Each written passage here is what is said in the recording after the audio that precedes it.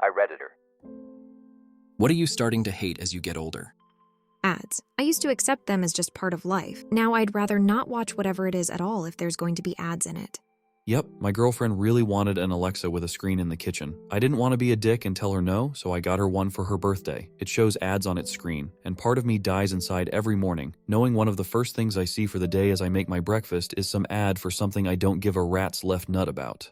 I got rid of mine the moment I started seeing things appear on my TV that I was speaking about the previous day. I also disabled all voice and advert stuff on the TV too. I don't care if it's more convenient. Those data brokers got enough already.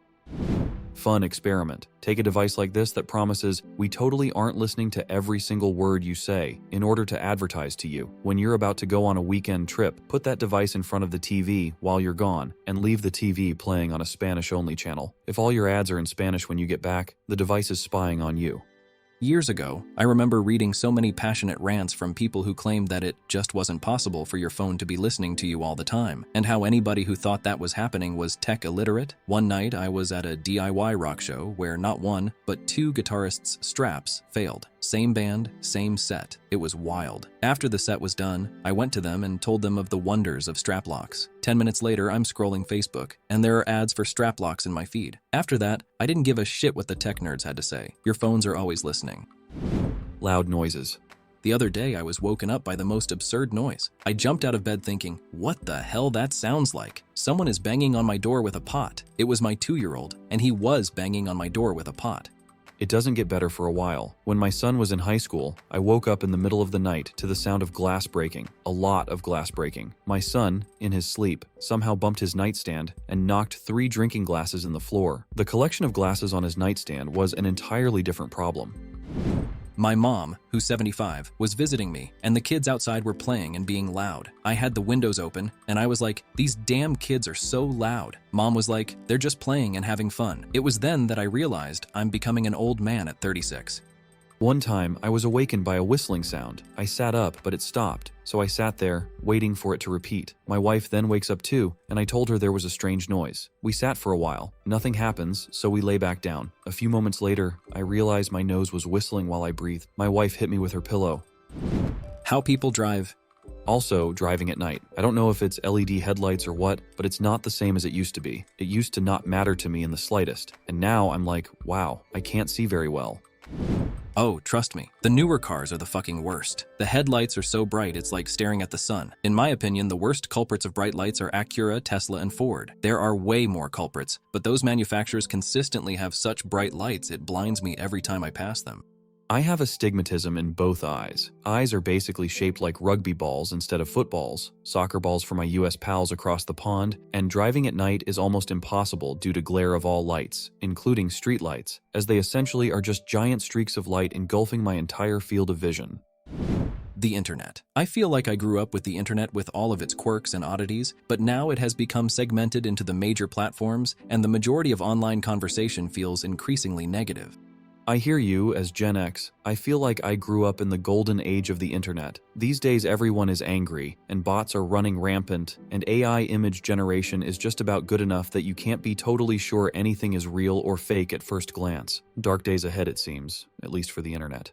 MySpace, StumbleUpon, eBaum's World, Neopets, copyrighted songs and videos on YouTube, no ad blockers or VPNs needed, and anonymity by default. Those were the days. The past 10 or so years, I've rediscovered a lot of things I used to enjoy before the internet. Discovering new music, playing retro video games, enjoying going outside and just walking places like I'm Mr. Rogers. What I think made the internet better was that it was to the side of life. Once you're off your computer, the internet is gone. When you went offline, you truly were offline. Now it's always with you. You're always online. Honestly, online job applications. Upload your resume here. Now type in your resume here. Now go over your resume with us in person, 5 times in a row. I don't care about your fucking system needing keywords. Your system should be able to read a PDF. Your interviewers should be able to read a PDF. Read the fucking PDF.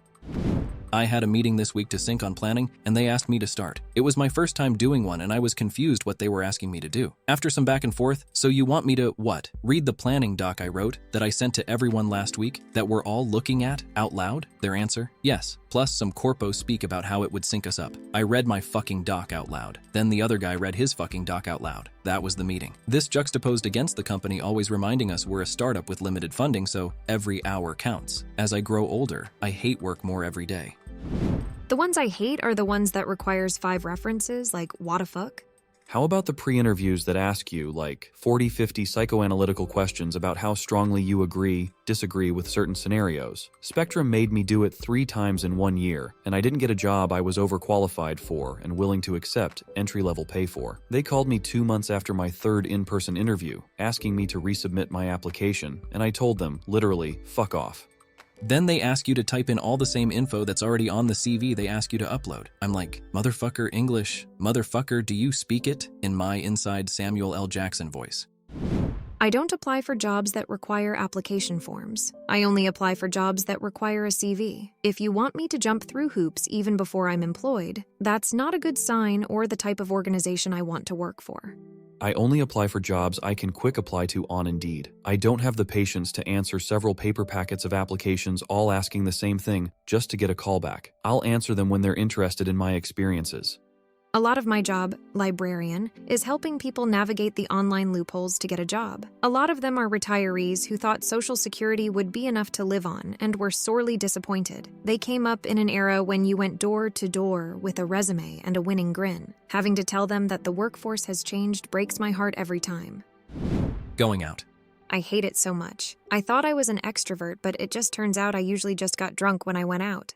I have discovered since COVID isolation, I much prefer my own company. Life at times is often 2 people. Where did my enjoyment of socializing go? It's good to be comfortable in our own company. It's natural to me. There's so many people that can't be by themselves ever. I feel this. I'm 37, and with the exception of going out to get food or walking my dogs, I could be perfectly happy staying in my house spending time on my hobbies. My wife gets annoyed by it sometimes cause she's a very social person, but I'm content staying in. I can always find something to do without resorting to going somewhere or being in a crowd of people. How expensive groceries are. All food is insane now. McDonald's meal, $13. Sit-down meal, $30-$50 if you're getting drinks. 1 beer at a restaurant, $9. Groceries for the week, $200. Groceries to cook 1 nice meal, $40. I used to like going out to eat once in a while, but it's so expensive now I just avoid it. Not only because it hurts my wallet directly, but because I feel like I can't enjoy it. I only get the cheapest entree. Or, when I get something and don't like it, I get really angry that I spent $20 on wasted food. 5 years ago, you could spend $10 and get a half-decent meal at a sit-down restaurant, not counting tip. Hate itself. The older I get, the more I want to get along.